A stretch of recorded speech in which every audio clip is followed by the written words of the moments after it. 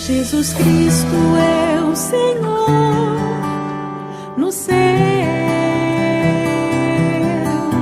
na terra e debaixo da terra. Ele é santo. Primera epístola de Juan, capítulo 1. Vamos a leer desde el verso 3. Estos días que hemos estado reunidos con los hermanos de Cartagena, estamos hablando de la disciplina en la iglesia. Y yo quiero avanzar un poco el tema que hemos estado compartiendo. Entonces, los que hoy pues por primera vez van a escuchar la enseñanza, es bueno recordar que era un asunto que ya veníamos desarrollando, que es parte de un tema que es muy importante. Aunque cada enseñanza es particular, esta sería la tercera enseñanza. Entonces, pues oramos que el Señor nos hable a cada uno. Seguramente la palabra del Señor, aunque es una serie, también puede llegar muy particularmente a la vida de cada persona. Amén. Entonces, hoy vamos a hablar, ayer hablábamos de qué razones habían para que hubiera disciplina en una iglesia. Hoy vamos a hablar cuál es la base de esa disciplina que se debe ejercer en los miembros de una iglesia, sobre quién se debe ejercer y quiénes la deben ejercer. Entonces, pues, bueno, vamos a comenzar viendo primero cuál es la base de la disciplina en la iglesia, por qué el Señor permite o qué debería estar detrás de lo que vamos a estudiar en estos días, que es la disciplina. Entonces dice ahí primera de Juan capítulo 1, verso 3, dice: lo que hemos visto y oído, eso os anunciamos, para que también vosotros tengáis comunión con nosotros. Y nuestra comunión verdaderamente es con el Padre y con su Hijo Jesucristo. Entonces Juan dice que lo que ellos habían oído, eso anunciaban. Los versos anteriores sabemos que el testimonio que ellos habían recibido era el testimonio de Jesús. Y ellos lo anunciaban para que los que recibían estas cartas pudieran tener comunión con ellos. Pero algo que es precioso de la comunión es que no solo es una comunión entre las personas que creemos en el testimonio de Jesús, sino que cuando creemos en el testimonio de Jesús tenemos comunión nosotros, pero como dice el pasaje, nuestra comunión es también con el Padre y con el Hijo. Entonces, lo primero que vamos a hablar de la disciplina en la iglesia es que está basada en esto, en la comunión de los miembros. Pero esa comunión no es una comunión cualquiera, sino que el pasaje más adelante nos comienza a explicar cómo es esa comunión, que es una comunión que no solo nos liga unos a otros, sino nos liga a Dios. Dice ahí en el verso 5. Este es el mensaje que hemos oído de Él y os anunciamos: Dios es luz y no hay ningunas tinieblas en Él. Y ahora sigue diciendo y va a hablar de la comunión. Si decimos que tenemos comunión con Él y andamos en tinieblas, mentimos y no practicamos la verdad. Entonces Juan es muy claro. Juan comienza a decirnos que si yo tengo comunión con Dios y Dios es luz, pero yo estoy andando en tinieblas, estoy siendo un mentiroso. Porque ¿cómo puedo decir que tengo comunión con Dios si Dios es luz y yo ando en tinieblas? Ahora, el asunto no queda ahí. Porque si Dios es luz y yo tengo comunión con Él y estoy en luz, eso va a ser o va a traer repercusiones con la comunión que tengo con los hermanos. Dice ahí: pero si andamos en luz, como Él está en luz, mira esa frase, tenemos comunión unos con otros. O sea que Juan es muy claro. Si yo tengo comunión con Dios, una verdadera comunión con el Dios verdadero que es luz, fácilmente esa comunión con Él me va a llevar a tener una comunión verdadera con los que están en Él. ¿Sí? Y esa comunión no es cualquiera, es una comunión en luz. Entonces, ¿por qué hay personas que aún no les gusta tener comunión con aquellos que son seguidores de Dios? Muchas veces porque hay que tinieblas. Entonces, si yo estoy en tinieblas, no voy a querer salir a la luz. Ni a la luz de Dios, ni a la luz de los que tienen comunión con Dios que andan en luz. Por ejemplo, si yo prendo la luz y hay una cucaracha en la cocina, ¿qué va a hacer la cucaracha? Se esconde, porque a la cucaracha no le gusta la luz, porque su naturaleza es de plaga. Algo así es espiritualmente. Si yo veo una persona que está en luz, como Dios está en luz, o sea que tiene relación con Dios, porque por eso está en luz, y yo estoy en tinieblas, a mí no me va a gustar estar cerca de esa persona. Porque nomás el estar cerca de esa persona, ¿qué va a hacer? Va a exponer mi condición. Y el que está en tinieblas no le gusta que lo expongan. ¿Por qué? Porque está en tinieblas. ¿Lo estamos entendiendo? Ahora, nuestra comunión debe ser en luz. ¿Por qué le estamos hablando de esto? Porque ahorita vamos a hablar de disciplina y esta es la serie. Pero ¿por qué debe haber disciplina? Porque entre nosotros no se deben permitir las tinieblas. Pero debemos saber que es porque Dios es luz. Y si tenemos comunión con Él y andamos en luz, debemos tener una comunión juntos, pero en luz. Dice, pero si andamos en luz como Él está en luz, tenemos comunión unos con otros. ¿Y qué pasa ahí? Y la sangre de Jesucristo, su Hijo, nos limpia de todo pecado. Entonces el hermano dice que entonces los que andan en comunión con Dios no pecan. No, sí pecan. ¿Cuál es la diferencia del cristiano que anda en luz y la persona que anda en tinieblas? Que el cristiano, aunque peca, él ha sido atraído a Dios y a pesar de sus pecados Él viene, pero cuando Él viene se encuentra con algo maravilloso, que Jesucristo murió por sus pecados y la sangre de Jesucristo lo limpia de todos sus pecados. O sea, es un pecador, sí, pero es un pecador perdonado. Y como es un pecador perdonado, lo que es tinieblas es cubierto por la sangre y puede tener una comunión con sus hermanos. Pero ¿qué es esto de que Dios es luz? Eso es muy bueno definirlo. Dios es luz quiere decir que en Él no hay pecado, ni en Él hay maldad, que Él es santo, santo, santo. Y si nosotros decimos que tenemos comunión con Él, nos vamos a caracterizar porque somos un pueblo que está buscando andar en esa santidad que caracteriza a nuestro Dios. Entonces por eso hay personas que no quieren tener comunión con Dios, porque el Señor Jesús decía, no es que la luz no haya venido, no es que a veces los hombres ni siquiera no entiendan, sino es que ellos entendiendo aman más sus obras que son malas. Un hermano decía muy claramente, el problema del ateísmo no son los argumentos o la ciencia. El problema en la mayoría de ateos es que hay gran cantidad de problemas morales que lo excusan de una manera académica para poder vivir su vida en pecado. Y eso no solo pasa en el académico de la universidad, el profesor ateo, sino aún en la persona más sencilla. Él va a buscar cualquier excusa porque como no anda en luz, no quiere ser expuesto por la luz. Eso es lo que dice la palabra, ¿no?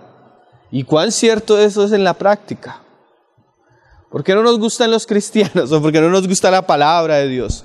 Porque ella expone una realidad que a muchos no les gusta, ser expuestos.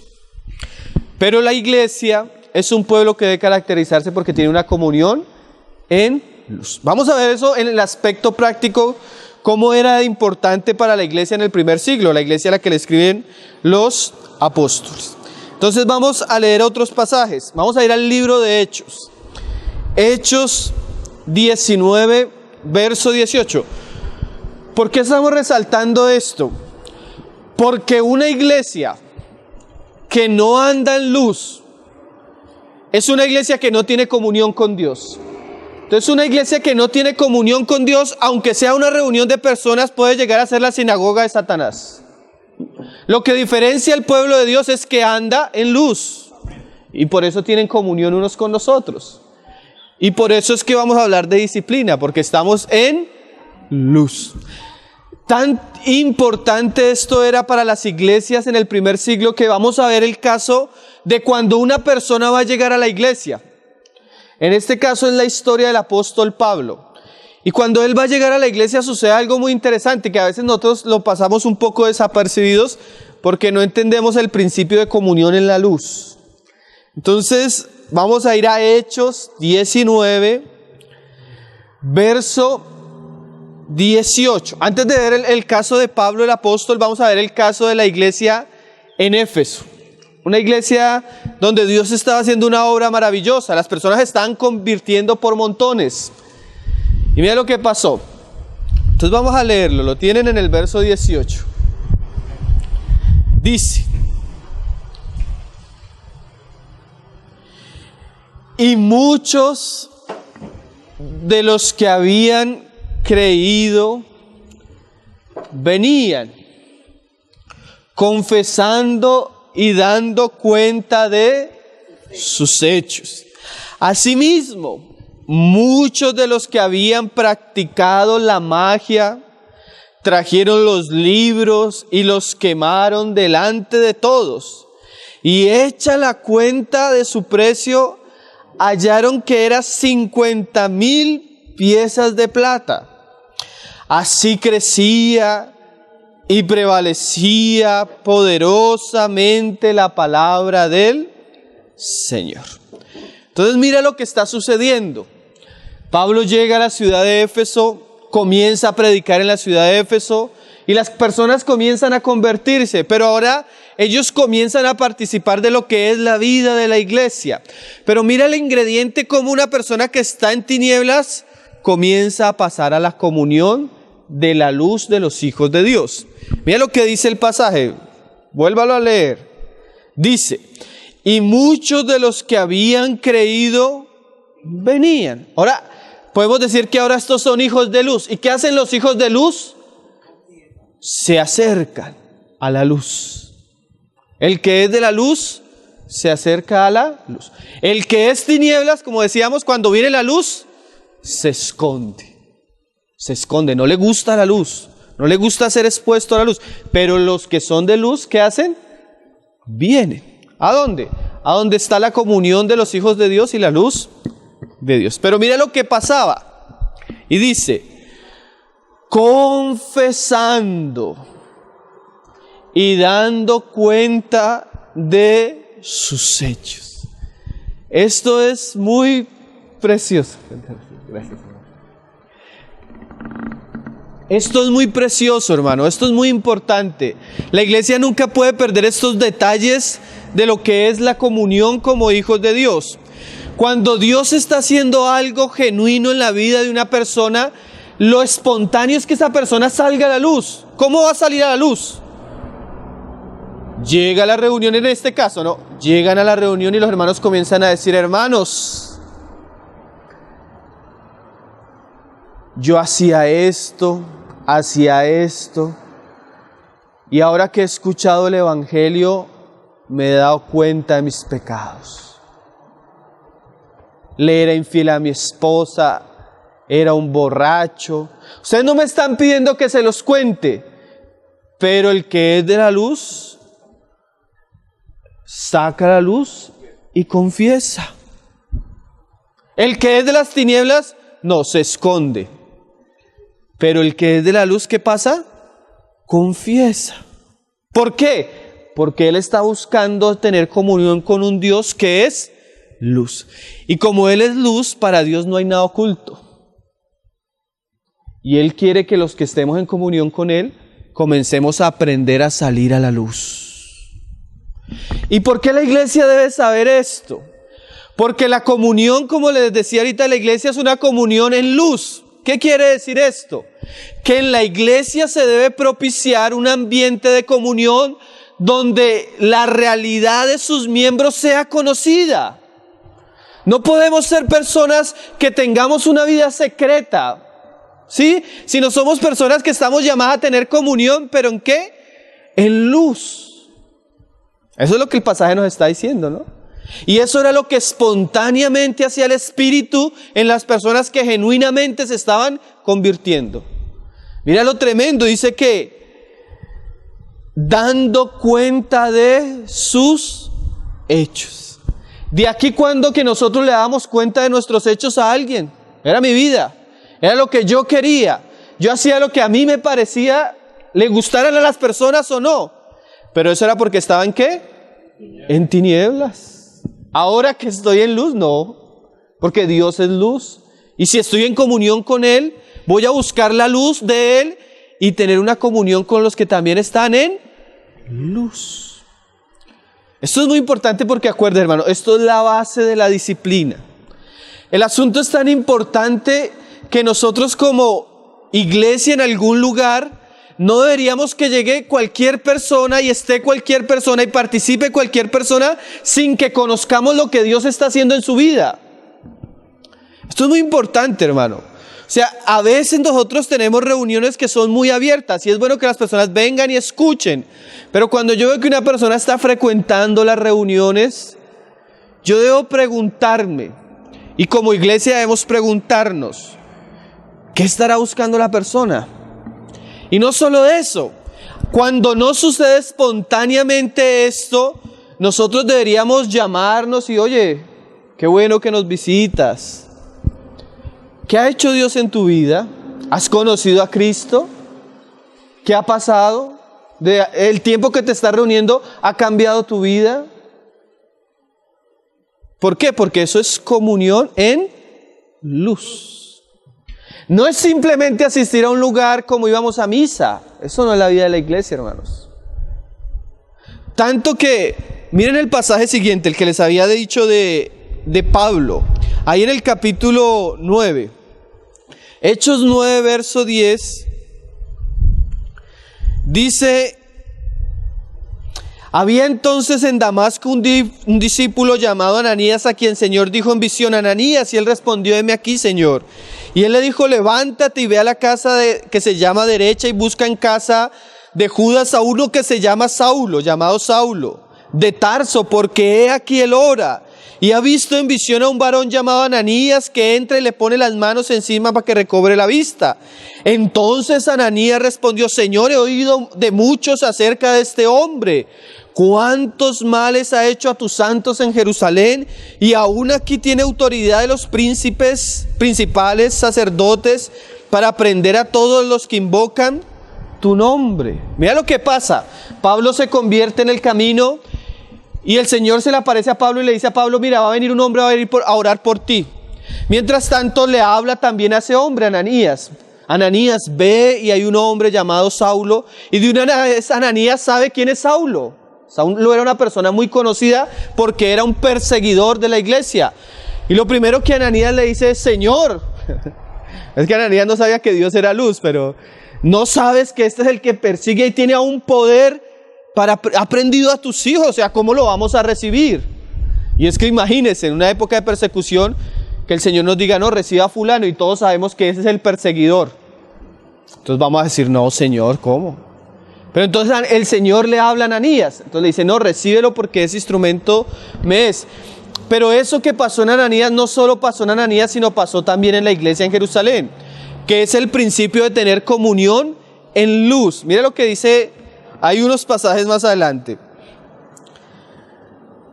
En el 26 dice: cuando llegó a Jerusalén, Pablo trataba de juntarse con los discípulos, pero todos le tenían miedo.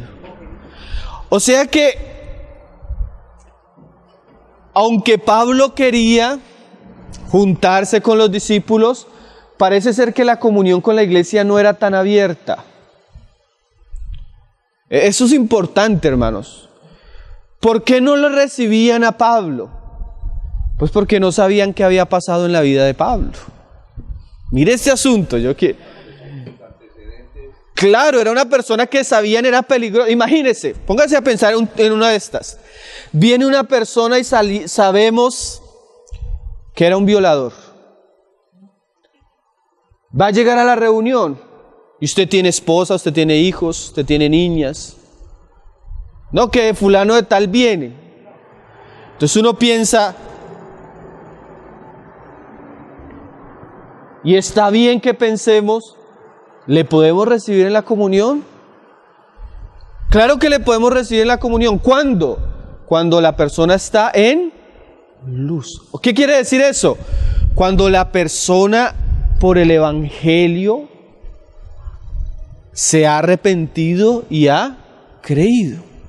De tal manera que ha confesado su pecado, ha sido perdonada. Entonces la iglesia va a tener libertad de acogerlo como ¿qué? Como un miembro. ¿Qué quiere decir eso? Porque bueno, entonces hermano, los hermanos que vienen y escuchan un domingo, ¿qué debemos hacer? Cuando no es espontáneo, como en el caso de los hermanos de Éfeso, como es un asunto de no solo asistir, sino de tener comunión, deberíamos acercarnos a hablar con la persona, a ver cuán genuina y es verdadera su fe. ¿Por qué? Porque tenemos la responsabilidad de velar por la iglesia y velar a ver si la persona verdaderamente es un creyente o no. ¿Por qué estamos diciendo esto? Acuérdense que estamos hablando de disciplina, hermano. Y esto es muy importante porque nos va a mostrar que la relación de los cristianos en un lugar no es solo de un domingo a escuchar una enseñanza, sino es un asunto de ¿qué? De comunión. O sea que estamos juntos compartiendo algo en común. ¿Qué es lo que estamos compartiendo en común? La vida de Cristo. Y eso nos debe llevar a algo. Mire lo que dice Hechos, capítulo... el pasaje ahí termina diciendo que ¿qué pasó? Entonces Bernabé... Porque ¿qué pasaba? No creían que fuera ¿qué? Discípulo. Es que ¿quién iba a pensar que el que los perseguía ahora era un hermano? Entonces no le recibían. Pero mira lo que hizo Bernabé. Entonces Bernabé tomándole lo trajo a los apóstoles y les contó cómo Saulo había visto en el camino al Señor. Entonces, ¿qué deberíamos hacer? Tomar aparte a veces las personas que vienen, hermano. Esto es muy saludable para una iglesia, hermano.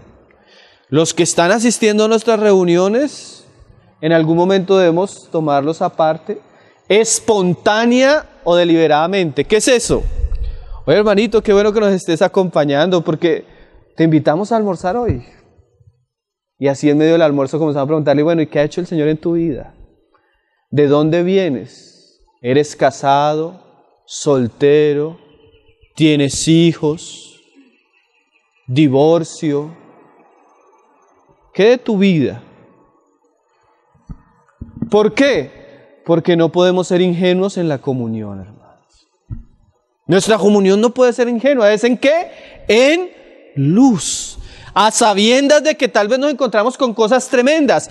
Pero no importa, porque si Él es una persona que se ha encontrado con Cristo, vamos a ver un testimonio de perdón de pecados, de limpieza y de querer abandonar eso que antes lo caracterizaba. Pero imagínense, nosotros tuvimos una experiencia hace poco. Llegó una persona a las reuniones y tenía pinta de santo.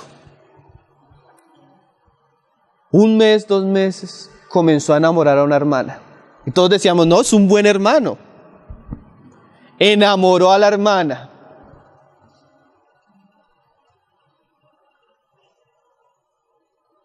Por esas cosas, porque Dios nunca deja nada en oculto, era un hombre que vivía con una mujer y tenía hijos.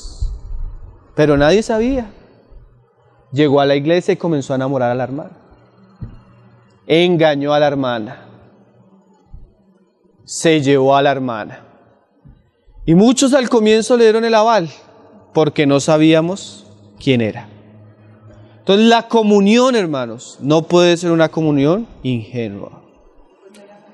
Ingenua. Es una comunión ¿en qué? En luz. Tanto que esa comunión en luz en vez de alejarnos, nos acerca. Porque cuando usted comienza a conocer al hermano, y él lo comienza a usted a conocer en luz, Dios comienza a crear vínculos de unidad y de compañerismo cristiano genuino. ¿Sí? ¿Usted no ha pasado eso? Que antes no conocía al hermano, pero una vez usted comienza a compartir con él, usted se da cuenta que Dios está haciendo algo en él, usted se siente ligado a él a usted, y su comunión ya es genuina. Entonces, puede ser muy espontáneo como fue en Éfeso, pero también puede ser como sucedió en Jerusalén, que Bernabé trajo a Pablo, hubo una reunión con los apóstoles, Pablo les contó su testimonio, entonces ya la iglesia en Jerusalén, ¿qué tenía? Libertad para recibir al que había sido un perseguidor. ¿Sí me está entendiendo, hermano? Comunión en luz. Tanto es que miren estos pasajes. Primera de Corintios 12:25. La Biblia dice que debemos perseverar en la doctrina, pero no solo en la doctrina, no solo es venir a escuchar enseñanzas, sino en qué más debemos perseverar, en la comunión, en las oraciones y en el partimiento del pan. Personas que perseveran en algo, y uno de esos algo es tener comunión. Dice, ¿qué pasaje les dije? Primera de Corintios 12:25. Dice, para que no haya desaveniencia en el cuerpo. A veces Dios hace unos miembros más fuertes, otros más débiles, pero es parte del diseño de Dios y de la multiforme gracia en cada uno de los creyentes. Pero mira lo que dice el versículo siguiente. Sino que los miembros todos se preocupen los unos por los otros. O sea que la iglesia es esto, un grupo de hermanos que están en comunión con Dios, están en comunión los unos con los otros, y por la misma comunión hay una preocupación los unos por los otros. ¿Qué estás viviendo? ¿Qué estás pasando? ¿Cómo está tu familia? ¿Cómo está tu trabajo? ¿Cómo está tu vida? ¿Cómo están tus hijos? Esas son cosas que debemos aprender a hablarnos los unos a los otros. De tal manera, como decíamos, que no hayan cosas ocultas. Y eso crea que, como decíamos ahorita, compañerismo cristiano, muy importante en la vida de la iglesia. Entonces, hermano, esa es la base. La comunión y el compañerismo en una iglesia, en un lugar, hace que sus miembros participen de la vida de la iglesia, y eso es la base para que entre nosotros podemos llegar a ciertas cosas que no sería bueno que llegáramos a ellas si no tenemos comunión. Por ejemplo, sería un atrevimiento que yo llegara a corregir o a exhortar a un hermano en privado con el que nunca he tenido compañerismo ni comunión. ¿Me hago entender, hermanos? ¿Cómo yo lo puedo disciplinar? O sea, lo va a invitar a almorzar a mi casa el día que lo voy a exhortar. Imagínate, que eso es lo que pasa en muchos lugares. No hay comunión, y a veces la disciplina no deja de ser un ejercicio de personas que no tienen interés los unos por los otros, sino que están preocupados a veces por el escándalo. Pero aquí el motivo debe ser el amor cristiano. ¿Sí me están entendiendo, hermanos? Ahora, ¿qué personas entre nosotros pueden llegar a ser disciplinadas? O lo que vamos a estudiar, ¿quiénes? ¿Sobre quiénes podemos ejercer una disciplina clara? Vamos a ver esto un poco ya más claro en las Escrituras. Hechos 2:42, yo ahorita se lo citaba. Hechos 2:42. Porque ayer hablábamos de qué asuntos pueden llevarnos a disciplinar a una persona en la iglesia, o a comenzar un proceso para que la persona se arrepienta de disciplina. Ayer decíamos que la doctrina, ayer decíamos que los pecados morales, y decíamos que las personas que causan división. Pero a veces la pregunta es, hermano, está viniendo a las reuniones una persona que no sabemos si es cristiana o no, a veces viene el domingo, pero sabemos que está en ciertos pecados. ¿Puede haber disciplina o no puede haber disciplina? ¿Sobre quiénes es la disciplina? ¿Sobre quiénes los miembros de una iglesia pueden ejercer la disciplina? Entonces estos pasajes nos va a ayudar un poco a entender un poco el asunto. Dice Hechos 2:42. Y perseveraban en la doctrina de los apóstoles, en la comunión unos con otros, en el partimiento del pan y en las oraciones. Entonces, cualquier individuo que persevere en nuestras reuniones, en la reunión de la enseñanza, persevere en las oraciones, persevere en el partimiento del pan y persevere en la comunión, se sobreentiende que si él está perseverando es porque es una persona que ya está en Cristo. Y como la iglesia, como ha entendido que es un hermano y le abre las puertas para que la persona asista, la iglesia ya lo puede considerar un miembro activo de la iglesia. Y como vamos a ver, la disciplina es específicamente para aquellos que están en una perseverancia constante de la comunión. O lo que nosotros vamos a llamar, por los pasajes que vamos a leer ahorita, los que son llamados discípulos. ¿Usted sabe quién es un discípulo? Dice que en Antioquía a los discípulos se les llamó cristianos. O sea que el término cristiano es lo mismo que discípulo. Y la palabra de discípulo viene de uno que está de aprendiz de otro o bajo la disciplina de otro para aprender algo. Entonces, el mismo término cristiano en el primer siglo que era discípulo está referido a aquel que también se le ejerce disciplina. Entonces, la disciplina es para el cristiano que es discípulo. O lo que nosotros vamos a llamar los hijos. Porque, como dice el pasaje que vamos a leer, hay dos categorías a veces. Los hijos y los que no son hijos. O la Biblia usa un término. ¿Saben cuál es el término? Bastardos. ¿Sí lo ha leído? Vamos a leerlo. Hebreos, vamos a leerlo. Léalo conmigo para que no me mire así como mal. Hebreos 12, verso 5. Este pasaje nos va a mostrar sobre quién es la disciplina. Sobre los hijos. O sea, hay personas que son hermanos, que son hijos de Dios, y nosotros sabemos que son hijos de Dios porque perseveran en la comunión, ¿cierto? Pero hay otros que no. Ustedes saben, los que viven en un lugar, usted sabe que hay unos hermanos que son hijos, que perseveran, hay otros que son como visitantes, que no tienen pinta de hijos, ¿cierto? En ese caso nosotros los llamaremos, como dice acá el pasaje, bastardo. ¿Qué es un bastardo? Un hijo ilegítimo, no reconocido. Entonces hay hermanos que uno dice, estos son los hijos. ¿Por qué? Porque nos vemos los domingos, nos vemos en la reunión del partimiento del pan, tenemos comunión en el Señor, practicamos las oraciones juntos, ¿cierto? Entonces, cuando uno comienza a decir eso, usted dice, sí, tal hermano es hijo, visitante, hijo, visitante, hijo. Sí, la iglesia tiene muchos hijos, hermanos, pero hay personas que también nos visitan. Y más porque a veces nuestra reunión es muy abierta. Entonces, diré lo que dice Hebreos 12, verso 5. Y ya habéis olvidado la exhortación que como a hijos se os dirige diciendo, hijo mío, no menosprecies la disciplina, ni desmayes cuando eres reprendido por él, porque el Señor al que ama, ¿qué? Disciplina. ¿Y azota a quién? A todo el que recibe por hijo. Si soportáis la disciplina, Dios os trata como a hijos, porque ¿qué hijo es aquel a quien el Padre no disciplina?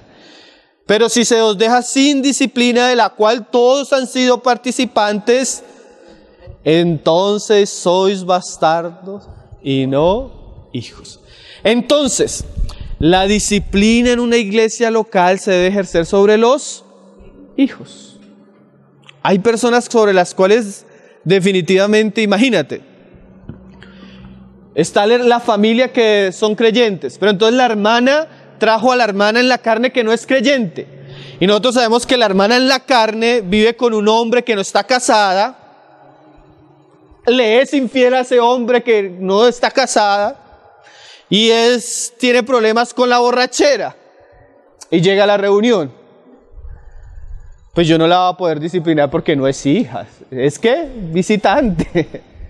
Es una persona que hasta ahora está llegando. Pero si la familia que se reúne constantemente y nos enteramos que la hermana le está siendo infiel al esposo, ahí sí ya no es lo mismo. Porque una es hija, ¿sí me están entendiendo? Y la otra no es hija. Entonces la disciplina en la iglesia, ¿para quién es? Para los hijos. Entonces, si usted llega y dice, hermano, yo soy hijo, el Señor me salvó. Ahora esa realidad suya de hijo de Dios y ahora la perseverancia en la comunión con los hijos de Dios le entrega muchos privilegios. Y uno de los privilegios que le entrega el Señor cuando usted es hijo, que como hijo lo podemos disciplinar en la iglesia. Amén. ¿Sí? Pero es que esos privilegios no nos gustan. Pero como hijo tenemos toda la autoridad y el amor en el Señor para reprenderlo y para corregirlo. ¿No que es hijo? Si se os deja sin disciplina, entonces serías, ¿qué? Y dice el pasaje, porque todos, de alguna manera, Dios nos ha tenido que corregir y disciplinar. A veces hasta con la misma iglesia. ¿Pero eso qué muestra? ¿Que Dios nos odia? No, que somos hijos. Entonces, ahí vamos entendiendo sobre quiénes debe ser la disciplina. Dice Pedro, es necesario que el juicio comience primero ¿por dónde? Por la casa. Entonces la disciplina es para los hijos. Ahora, bueno, vamos a leer un pasaje primero antes de esto. Proverbios 9, verso 7. Acuérdese, ayer veíamos las razones de la disciplina. Hoy estamos viendo primeramente sobre quiénes se puede ejercer disciplina. Sobre los hijos. Sobre los hijos. Y es muy importante que nosotros tengamos una suficiente comunión en luz para determinar quiénes son hijos. Y en medio de esa comunión, pues poder tratar los asuntos. Proverbios 9, verso 7 dice: el que corrige al escarnecedor se acarrea afrenta. El que reprende al impío se atrae mancha. No reprendas al escarnecedor para que no te aborrezca. Pero mire lo que dice ahí. Corrige al sabio y te amará. Entonces la corrección es para estrechar aún los lazos, ¿no? Yo me acuerdo una situación que tuvimos con un hermano. Y el hermano, un hermano que estaba en comunión y comenzó a hacer ciertas cosas. Entonces llamamos en privado a hablar con él para preguntarle porque no sabíamos. Y hablando en privado salió a luz la bomba. Ni nos imaginábamos lo que estaba pasando. Entonces una vez salió a luz lo que estaba pasando, comenzamos a hablarle. Que se arrepintiera y comenzamos a leerle varios pasajes. Al comienzo fue un poco molesto para él. Pero él entendió que el asunto era por él mismo. Que si él no se da cuenta lo que estaba haciendo, eso lo iba a alejar del Señor. Se acabó la reunión, él lo recibió bien. Y era un hermano que era muy serio. Un hombre grande, fuerte. A mí hasta miedo me daba decirle lo que le estaba diciendo. Y el hermano que nunca nos había abrazado después de que hablamos esa vez se paró y nos pegó tremendo abrazo. Un hombre grande y comenzó a llorar. Porque el que es hijo, cuando entiende que se le está hablando por amor a su alma, ¿qué va a hacer? Amar. En cambio usted no puede, mira a un niño que está haciendo algo y usted le dice algo y le va a decir, ¿usted quién es? ¿Esto es mi papá para decirme? Porque no es hijo. Pero los hijos, la actitud de un buen hijo es que siempre va a recibir la corrección. Y más un hijo de Dios que está en luz. Entonces no debemos corregir al necio, sino al que es hijo, al miembro activo del cuerpo. Y ahora, vamos a ir terminando, bueno, no todavía, pero vamos a ir avanzando ahí en 1 Corintios 6. ¿Quiénes son los responsables de la disciplina? Ayer hablábamos un poco de eso. 1 Corintios 6. Ahora, ¿sobre quiénes se puede ejercer la disciplina? Y ahora, ¿quién la debería ejercer? Igual en estos días, si alcanzamos a tratar el asunto de las instancias, vamos a ver cómo hay un proceso. Pero por lo menos aquí, Dios nos va a mostrar el ente que Él ha encargado de esto. 1 Corintios 6, verso 1. Dice, ¿lo tienen? Dice, ¿os alguno de vosotros, cuando tiene algo contra otro, ir a juicio delante de los injustos? Mira lo que Pablo está diciendo. Y no delante de los santos. O sea que Pablo comienza a mostrarnos que es una osadía que personas que están en comunión como santos, hijos de Dios, vayan a arreglar sus dificultades aún con los hombres. O sea, ¿osa alguno de vosotros ir a solucionar sus problemas delante de los hombres? Pablo, ¿qué está sobreentendiendo acá en este pasaje? Que si estamos en comunión unos con otros, lo normal es que si hay asuntos entre nosotros, sean los mismos santos los que traten el asunto. Y mira, hay cosas que comienza Pablo a preguntar. ¿O no sabéis que los santos han de juzgar el mundo? Mira esa frase. O sea, la iglesia debe ser una compañía de personas que están siendo preparadas por Cristo para juzgar las naciones. Imagínate. Apocalipsis dice que a los vencedores, ¿qué se les va a otorgar? Reinar con Cristo. Y dice que hay unos tronos. Es más, Juan dice que él vio los tronos y aquellos que se les dio la facultad de juzgar las naciones.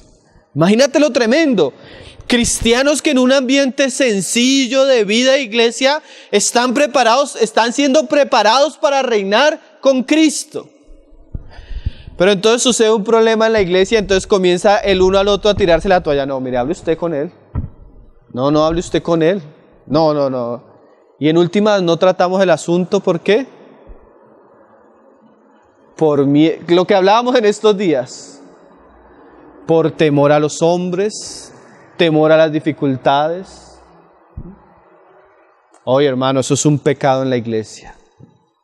Cuando nosotros, como iglesia del Señor, no tratamos asuntos que debemos tratar, estamos quitando o desobedeciendo algunos de los mandamientos que Jesús nos dio en relación a este asunto. A veces es muy común, es muy común que nosotros nos guste tirarle la toalla a otros, hermano.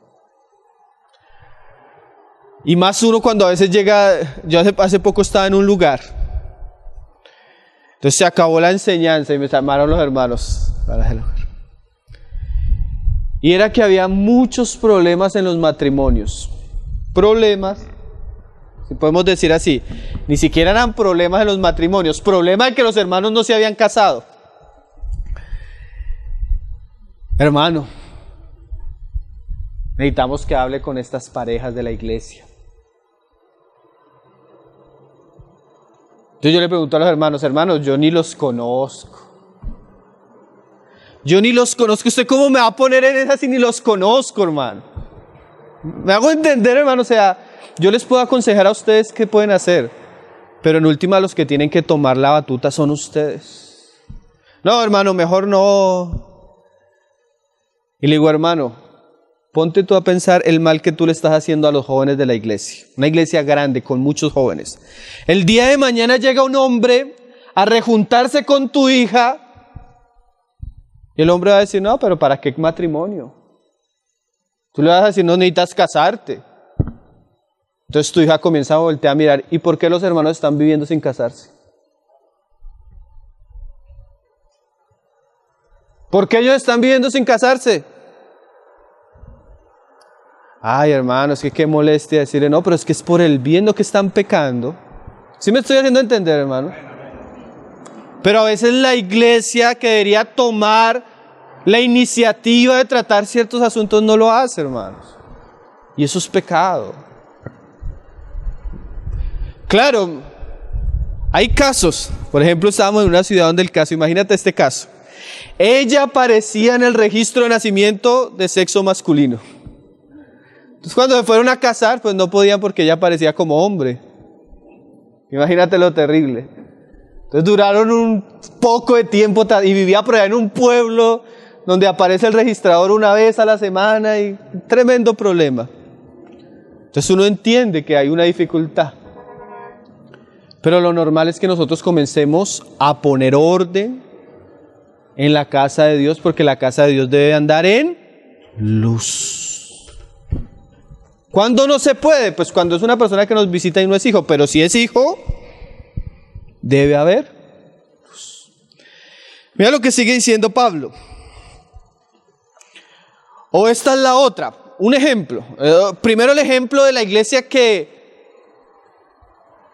no trata. Y el otro ejemplo, a veces los que no son de la iglesia y quieren tratarlo, porque eso es otro pecado. Y ahí, cuando hablamos de disciplina en la iglesia, hermano, la máxima autoridad es la iglesia local. Estos asuntos nunca pueden salir de iglesia local. Por ejemplo, nosotros en un lugar donde nosotros vivimos, se hizo un proceso y se corrigió a la persona y la persona se escandalizó y se fue.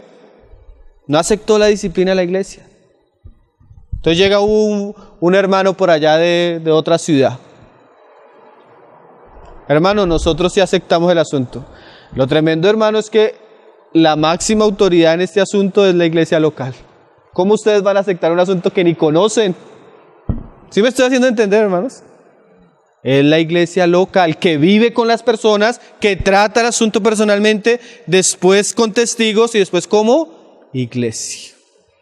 Es la iglesia local, hermano. Por eso Pablo exhorta a los miembros de la iglesia en Corintio que ellos traten el asunto, aunque él esté presente en el espíritu, en realidad la que ejercía el asunto era la iglesia local. Y dice ahí, ¿o no sabéis que los santos han de juzgar al mundo? Y si el mundo ha de ser juzgado por vosotros, ¿sois indignos de juzgar cosas muy pequeñas? Porque en realidad los problemas de la iglesia a veces no son tan graves.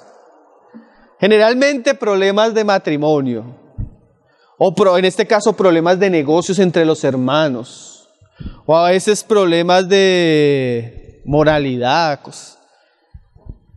pero son cosas pequeñas pero que deben ser tratadas. Es triste, por ejemplo, hermano, que una pareja tenga que ir ante un juez de familia, una pareja cristiana, a tratar un asunto de su hogar, a aún encaminarlo al divorcio, y que esos mismos hermanos no tengan el temor delante de Dios de tratar eso con la iglesia antes, hermano. ¿Sí me hago entender? Es triste. Esas son cosas que se deben solucionar, sanar en el ambiente de la iglesia. La iglesia es, como decía un hermano, una comunidad terapéutica donde los hombres son sanados, restaurados, amados, ayudados, enseñados, corregidos. Si no lo hace la iglesia, ¿quién lo va a hacer? Unos hermanos contaron, una hermana fue al el hermano cristiano parece que pasó plata y el juez le dio el divorcio en 20 minutos. Acabó en 20 minutos lo que dice la Biblia que era para toda la vida. Y hermanos, eso es una osadía, ¿no creen ustedes? Que nosotros no podamos solucionar esas cosas y que a veces los hermanos tengan que ir a los jueces, a los hombres. El Señor nos ayude, hermanos, y nos despierte, porque esa es una responsabilidad de la iglesia. Por eso estamos hablando de estas cosas. Dice Pablo, ustedes se acuerdan, hay algunos que dirán, no hermanos, que no sabemos cómo. Pero Santiago, ¿qué dice? No tienes sabiduría. Por lo menos reúnanse a orar y a pedírsela a Dios para que Él les muestre cómo tratar el asunto. Pero una de las mayoría de veces, ¿qué es lo que pasa? Que prima la negligencia. Y comienza la iglesia a sufrir una cantidad de problemas porque muchos de los que deberíamos estar tratando ciertos asuntos hemos sido negligentes. ¿Qué decía Salomón? ¿Ustedes se acuerdan la historia de Salomón? Señor, mira, tu siervo es joven y el pueblo es mucho. ¿Qué quieres, Salomón? Dame sabiduría. Y el Señor se la dio a un niño, a un muchacho, para juzgar una nación. Y a veces nosotros no podemos tratar con 30 hermanos que nos reunimos. Hay que pedir sabiduría, Señor. ¿Saben qué dice la palabra? Dice, el justo ve la casa del impío y guarda en el corazón. ¿Qué quiere decir eso? A veces ni siquiera son problemas de nosotros, pero a veces uno ve que pasa en una localidad tremendo problema. Y yo siempre le digo a mi esposa, oye, oremos. Oremos porque, ¿qué haríamos nosotros si nos pasa lo mismo en donde estamos viviendo? ¿Cómo lo trataríamos? Danos sabiduría y comenzamos a orar. Señor, si en algún momento nos toca lidiar con un asunto así, prepáranos para eso. Porque hermanos, la falta de disciplina es como cuando hay una enfermedad en el cuerpo y no se trata con sabiduría. ¿Qué pasa? Esa enfermedad comenzará a afectar más el cuerpo. Y a veces cosas que eran pequeñas se volvieron difíciles por lo mismo.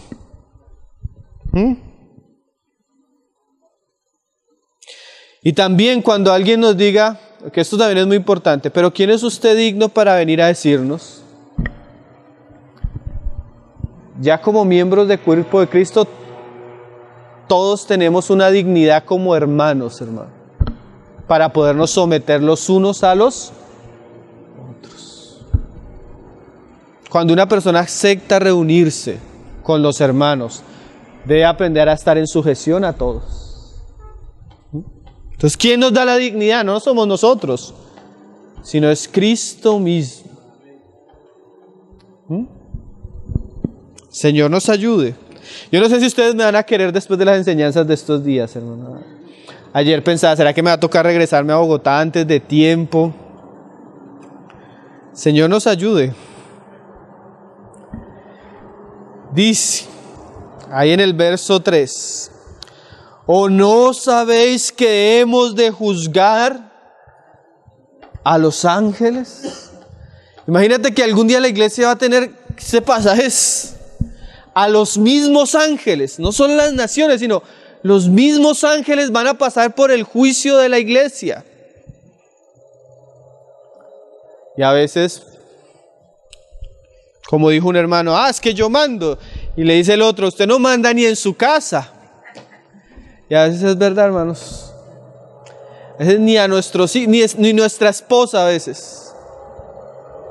Pero debemos aprender a crecer en el Señor, a madurar en el Señor y a ejercer la comunión en luz los unos con los otros. Dice, cuanto más las cosas de esta vida. Entonces hay cosas de esta vida que deben ser tratadas, hermano. Si pues tenéis juicios sobre cosas de esta vida, ¿ponéis para juzgar a los que son de menor estima en la iglesia? Ahora el otro problema. No que a veces la iglesia no juzga, sino que a veces pone a los hermanos que no deberían juzgar.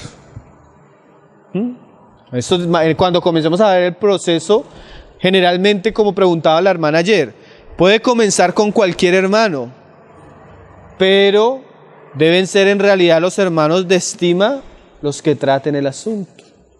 Para avergonzaros, lo digo. Pues ¿qué? ¿No hay entre vosotros sabio, ni aun uno, que pueda juzgar entre sus hermanos? Qué pregunta esa final, ¿no? Hermanos, para vergüenza lo digo, no hay uno que pueda entre ustedes ayudarlos en esas cosas que están teniendo dificultades. No hay uno. Hermano, la responsabilidad de la disciplina es de la iglesia. Y no es un asunto que no podemos dejarlo de hacer, porque cuando la iglesia lo deja de hacer, a veces los mismos miembros terminan haciendo cosas como lo que estamos leyendo acá, de ir a los incrédulos.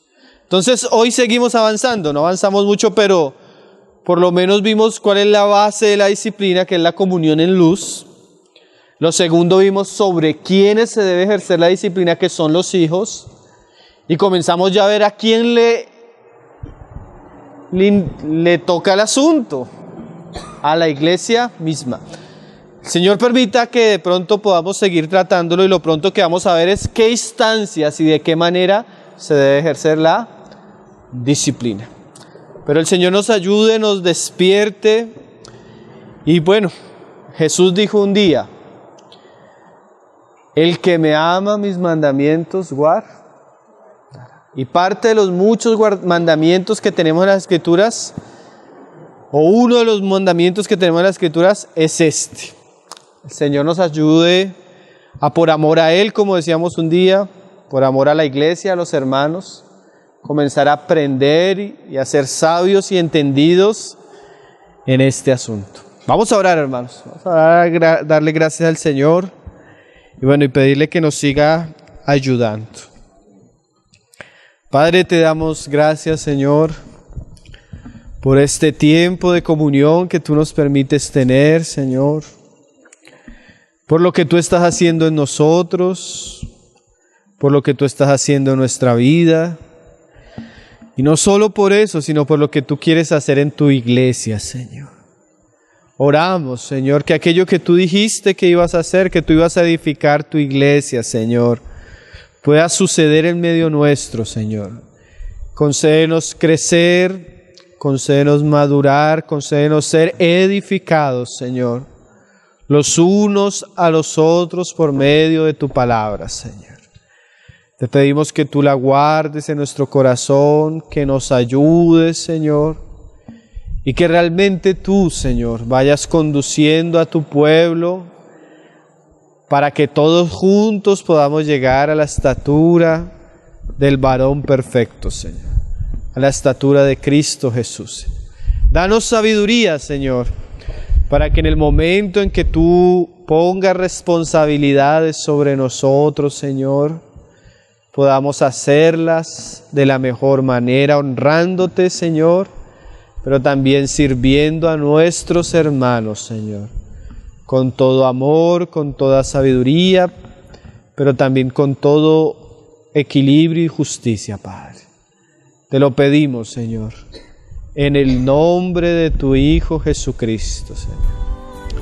Amén.